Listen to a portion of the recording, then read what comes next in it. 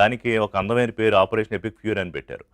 అంటే ఒక రెజీమ్ మార్పు జరగాలి, ఒక ప్రజాస్వామ్య ప్రభుత్వం తీసుకురావాలి, మతతత్వ ప్రభుత్వాన్ని నిర్మూలించి, అలాగే ఇరాన్ అణుశక్తి సామర్థ్యాన్ని నిర్వీర్యం చేయాలి.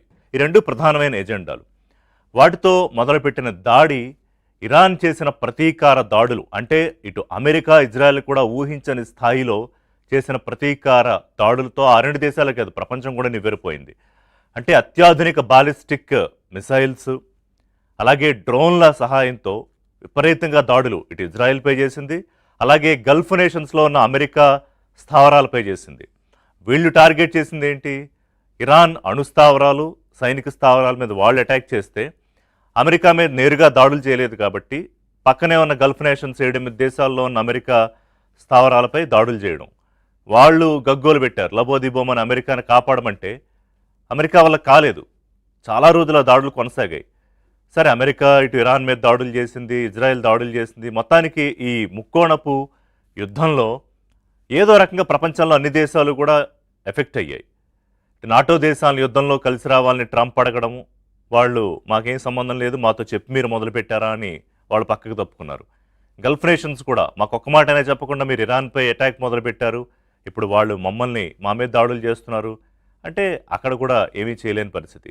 అంటే పెద్ద పెద్ద భారీ ఇంధన కర్మాగారాలు, ఆయిల్ రిఫైనరీసు, వీటన్నిటి మీద దాడులు చేయడంతో ఇంధనం భారీగా పెరిగిపోయింది, ఆయిల్ ఛార్జెస్. ఇక అన్నిటికన్నా ముఖ్యమైనది ఏంటంటే యుద్ధం మొదలయ్యాక పెద్దగా అంతకుముందు ఈ స్ట్రైట్ ఆఫ్ హర్మూజ్ గురించి ఎవరికి అంత తెలియదు. కానీ ప్రపంచంలో దాదాపు 70-80% ఆయిల్ సప్లై చైన్ అక్కడి నుంచే వెళ్తుంది. అదొక చాలా చిన్న మార్గం. సో దాన్ని ఎప్పుడైతే ఇరాన్ దిగ్బంధించిందో, అరెస్ట్ చేసిందో, ప్రపంచ దేశాలన్నీ ఆశ్చర్యపోయాయి. అంటే దాని మీద ఎవరికి పట్టుండదు, అది ఇరాన్ ఒమన్కి మధ్యలో ఉంటుంది అది. కానీ దాన్ని ఎప్పుడైతే ఇరాన్ దిగ్బంధించిందో అక్కడి నుంచి ముఖ్యంగా భారత్కి 80-80% ఆయిల్, ఫెర్టిలైజర్స్, గ్యాస్ అక్కడి నుంచే రావాలి.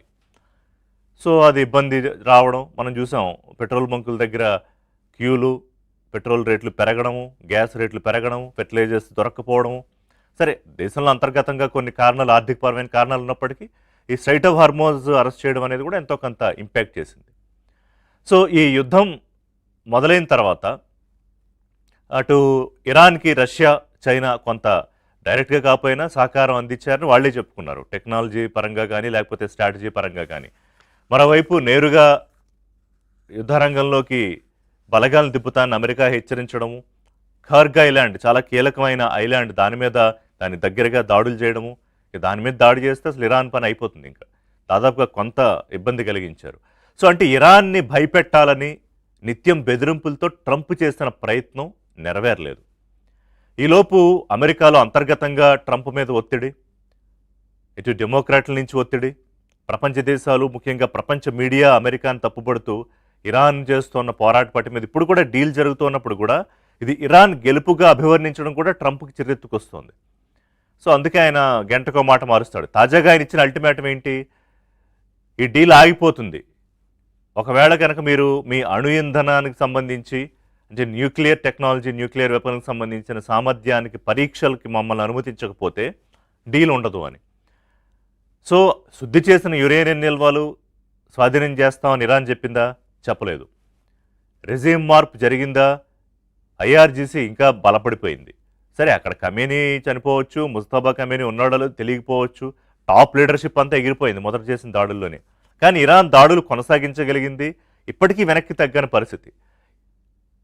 ఇరాన్ మా వెంటబడింది అని ట్రంప్ చెప్తే, లేదు అమెరికానే మా వెంటబడింది ఒప్పందం కోసమని.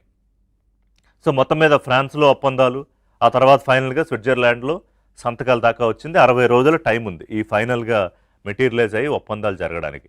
ఈలోపు ఏం జరగకపోతే యుద్ధం ఆగినట్టే, దాదాపుగా ఆగినట్టే.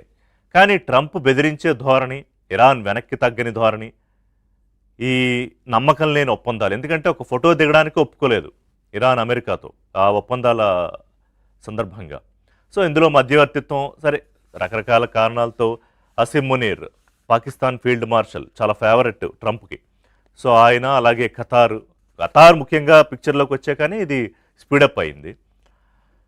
సో అక్కడ చాలా కారణాలు ఉన్నాయి. అంటే ఈ పాకిస్తాను, ఖతారు, మిగతా సౌదీ అరేబియా దేశాలన్నీ కూడా ఒక నాటోగా ఏర్పడడము. ఇదంతా కొంచెం కాంప్లెక్స్ ఇంటర్నేషనల్ అఫైర్స్కి సంబంధించింది. అది పక్కన పెడితే సో ఇప్పుడు ఈ ఒప్పందం ఉన్నట్టా? లేనట్టా? అసలు మొదలైన యుద్ధం దేని గురించి? కానీ ఇప్పుడు జరుగుతున్న చర్చ అంతా స్ట్రైట్ ఆఫ్ హర్మూజ్ గురించి. ఇప్పటికీ కూడా ఆధిపత్యం నీదంటే నాదని అమెరికా, ఇరాన్ మధ్య మాటల యుద్ధాలు జరుగుతున్నాయి. దాని మీద టోల్ పెట్టింది. $2 మిలియన్ కట్టాలి ఎవరన్నా అక్కడి నుంచి షిప్ తీసుకెళ్లాలంటే. అంటే 18 కోట్లు కట్టి తీసుకెళ్ళాలి. ఇప్పటికి ప్రస్తుతానికి అది ఆపినా కూడా డీటెయిల్స్ అన్ని నోట్ చేసుకుంటున్నారు, ఏ ఏ షిప్పులు వెళ్తున్నాయి అని. సో భారత్కి అయితే ఇబ్బంది లేదు, ప్రస్తుతానికైతే భారత్కి రావాల్సిన నౌకలన్నీ వస్తున్నాయి. సో కానీ ఒకవైపు నెతన్యాహు నాతో చెప్పకుండా ఈ డీల్ చేసుకుంటారా అని ఆయన. ఎందుకంటే ఈ యుద్ధం ఆగడం ఆయనకి ఇష్టం లేదు. ఇరాన్ పూర్తిగా నిర్వీర్యం అయిపోవాలి, వాళ్ళ దగ్గర యురేనియం నిల్వలు ఉండకూడదు, ఎప్పుడూ న్యూక్లియర్ వెపన్ గురించి వాళ్ళు మాట్లాడకూడదు, ఆర్థికంగా ఇబ్బందులు పడాలి. అప్పుడే కదా ఇజ్రాయెల్ వైపు చూడకుండా ఉంటుంది ఇరాన్. ఇవన్నీ జరగకుండా యుద్ధం ఆపేయడం ఏంటనేది నెతన్యాహు గొడవ. ఇప్పుడు ఇరాన్లో ఇప్పుడు నెతన్యాహుకి ట్రంప్కి మధ్య విభేదాలు వచ్చాయి. సో కొన్ని $100 బిలియన్ ఇప్పుడు ఇరాన్కి ఇవ్వాల్సి వస్తుంది అమెరికా. మళ్ళీ ఆయనేమంటాడు, అక్కడ నామోషి అలా ఇస్తున్నట్టు ఒప్పుకోవడానికి లేదు, మీరు తిరిగి మళ్ళీ అమెరికాలో వాటిని కొనడానికి ఖర్చు పెట్టాలి అని. అది వాళ్ళు ఇచ్చిన తర్వాత ఇంక వాళ్ళు ఇష్టం.